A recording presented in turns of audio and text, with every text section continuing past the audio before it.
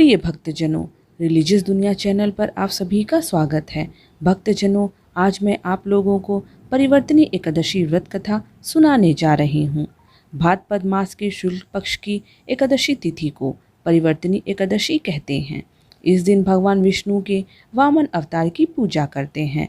धार्मिक मान्यता के अनुसार आज भगवान विष्णु करवट बदलते हैं, इसलिए इसे परिवर्तनी एकादशी कहते हैं।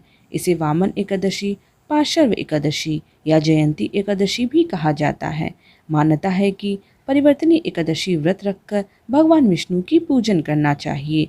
इस दौरान यह कथा को पढ़ना और सुनने से भक्त को सभी पापों से मुक्ति मिलती है और उसे 1000 अश्वमेध यज्ञ का फल प्राप्त होता है।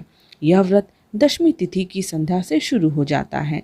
दशमी तिथि से ही चावल आदि नहीं खाना चाहिए। एकादशी के दिन सूर्योदय से पहले उठकर पवित्र हो जाएं, साफ वस्त्र पहने, एकादशी पूजा विधि के अनुसार पूजा करें। साथ ही परिवर्तनी एकादशी व्रत कथा पढ़ें या सुने, संध्या आरती करें। इस दिन कुछ लोग फलाहार का पर व्रत रखते हैं, जबकि कुछ लोग निर्जला व्रत रखते हैं। वहीं ऐसे लोग भी हैं जो एक समय अन्न खाकर एकादशी का व्रत रखते हैं। आप जिस तरह के व्रत रखने में सक्षम हो वैसे व्रत रखें। संध्या आरती के बाद प्रसाद लें। संभव हो तो रात्रि जागरण करें। एकादशी का व्रत रात्रि में समाप्त नहीं होता। अगले दिन के पहले पहर में इस व्रत का पारण किया जाता है। हर एकादशी पर पारण का समय अलग होता है। अगले दिन पारण समय तक उठकर स्नान आदि कर दान के लिए अन्न या दक्षिणा आदि निकालें, फिर स्वयं कुछ खाएं और व्रत का पारण करें। अब मैं आप लोगों को परिवर्तनी एकादशी व्रत कथा सुनाने जा रही हूँ। युधिष्ठिर कहने लगे कि हे भगवान, भाद्रपद शुक्ल एकादशी का क्या नाम है, इसकी विधि तथा इसका महात्म्य कृपा करके कहिए। तब भगवान श्री कृष्ण कहने लगे कि इस पुण्य स्वर्ग और मोक्ष को देने वाली तथा सब पापों का नाश करने वाली उत्तम वामन एकादशी का महात्म्य मैं तुमसे कहता हूँ। तुम ध्यान पूर्वक सुनो। परिवर्तनी एकादशी जयंती एकादशी भी कहलाती है। इसका यज्ञ करने से वायपेय यज्ञ का फल मिलता है। पापियों के पाप नाश करने के लिए इससे बढ़कर कोई उपाय नहीं।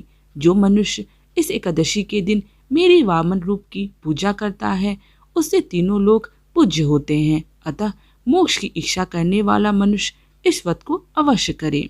जो कमल नयन भगवान का कमल से पूजन करते हैं, वे अवश्य भगवान के समीप जाते हैं। जिसने भाद्रपद शुक्ल एकादशी को व्रत और पूजन किया, उसने ब्रह्मा विष्णु सहित तीनों लोकों का पूजन किया। अतः हरिवासर अर्थात एकादशी का व्रत अवश्य करना चाहिए। इस दिन भगवान करवट लेते हैं, इसलिए इसको परिवर्तनी एकादशी भी कहते हैं। भगवान के वचन सुनकर युधिष्ठिर बोले कि भगवान, मुझे अति संदेह हो रहा है कि आप किस प्रकार सोते और करवट लेते हैं तथा किस तरह राजा बलि को बांधा और वामन रूप रखकर क्या क्या लीलाएं की। चतुर्मास के व्रत की क्या विधि है तथा आपके शयन करने पर मनुष्य क्या कर्तव्य है, सो आप मुझे विस्तार से बताइए। श्री कृष्ण कहने लगे कि हे राजन, अब आप सब पापों को नष्ट करने वाली कथा का श्रवण करें। त्रेता युग में बलि नामक एक दैत्य था। वह मेरा परम भक्त था। विविध प्रकार के वेद सूक्तों से मेरा पूजन किया करता था और नित्य ही ब्राह्मणों का पूजन तथा यज्ञ के आयोजन करता था। लेकिन इंद्र से द्वेष के कारण उसने इंद्रलोक तथा सभी देवताओं को जीत लिया। इस कारण सभी देवता एकत्र होकर सोच विचार कर भगवान के पास गए। बृहस्पति सहित इंद्रादिक देवता प्रभु के निकट जाकर और नतमस्तक होकर वेद मंत्रों द्वारा भगवान का पूजन और स्तुति करने लगे। अतः मैंने वामन रूप धारण करके 5वां अवतार लिया और फिर अत्यंत तेजस्वी रूप से राजा बलि को जीत लिया। इतनी वार्ता सुनकर राजा युधिष्ठिर बोले कि हे जनार्दन, आपने वामन रूप धारण करके उस महाबली दैत्य को किस प्रकार जीता। श्री कृष्ण कहने लगे, मैंने वामन रूपधारी ब्रह्मचारी बलि से 3 पग भूमि की याचना करते हुए कहा, ये मुझको 3 लोक के समान है और हे राजन, यह तुमको अवश्य ही देनी होगी। राजा बलि ने इसे तुच्छ याचना समझकर 3 पग भूमि का संकल्प मुझको दे दिया और मैंने अपने त्रिविक्रम रूप को बढ़ाकर यहाँ तक कि भूलोक में पद, भुवरलोक में जंघा, स्वर्गलोक में कमर, महलोक में पेट, जनलोक में हृदय, यमलोक में कंठ की स्थापना कर सत्यलोक में मुख, उसके ऊपर मस्तक स्थापित किया। सूर्य, चंद्रमा आदि सब ग्रहगण, योग नक्षत्र, इंद्रादिक देवता और शेष आदि सब नागगणों ने विविध प्रकार से वेद सूक्तों से प्रार्थना की। तब मैंने राजा बलि का हाथ पकड़कर कहा कि हे राजन, एक पद से पृथ्वी, दूसरे से स्वर्गलोक पूर्ण हो गए, अब तीसरा पग कहाँ रखूं? तब बलि ने अपना सिर झुका लिया और मैंने अपना पैर उसके मस्तक पर रख दिया, जिससे मेरा वह भक्त पाताल को चला गया। फिर उसकी विनती और नम्रता को देखकर मैंने कहा कि हे बलि, मैं सदैव तुम्हारे निकट ही रहूंगा। विरोचन पुत्र बलि से कहने लगे, भाद्रपद शुक्ल एकादशी के दिन बलि के आश्रम पर मेरी मूर्ति स्थापित हुई।